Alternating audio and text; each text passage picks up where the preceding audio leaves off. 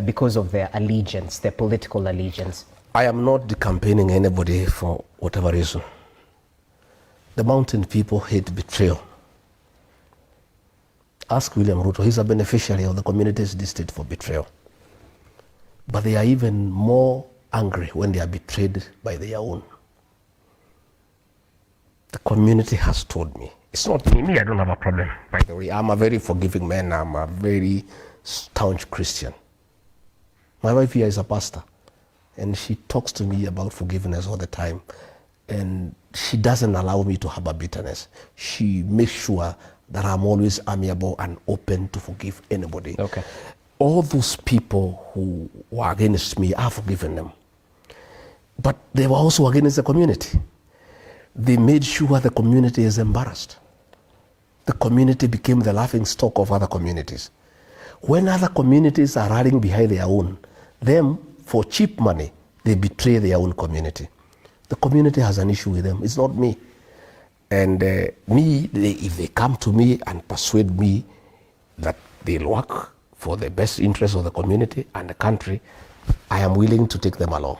So if people tell you but they have to work a job with President William Ruto, but they have a job, the people have already told me they don't want. Okay. Already, I've consulted them and I asked them. Oh, okay. I asked them, can I work with William Ruto? They said no. He has betrayed us.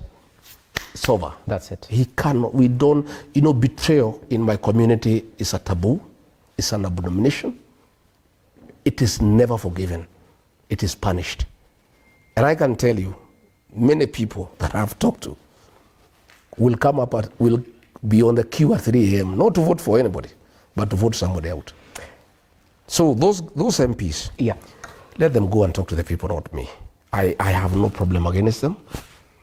Let them go and convince the people who elected them that they'll work for their best interest, that they will not put their stomachs first, that they will not be used by William Ruto against the community. Because what is annoying the community is when the president has put people together in a meeting to abuse the community and call them tribalists and call them stupid and call them primitive. Members of parliament and senate from our area normally clap for him. Our people are very bitter because of that one. So if they can go and convince the people that they mean well, that they have reformed, that you will not betray them, that they have changed their character, that they can be relied upon to defend them and their interests, fine. Yesterday I was in Meru. Mother Kome is being fought by the president. The senator is not speaking. The MPs are not speaking. People are bitter. People are livid. And they are waiting for them in 2027. Because they are saying, how can our daughter be ostracized? And you are there clapping for the man who is doing that, and you are doing nothing about it.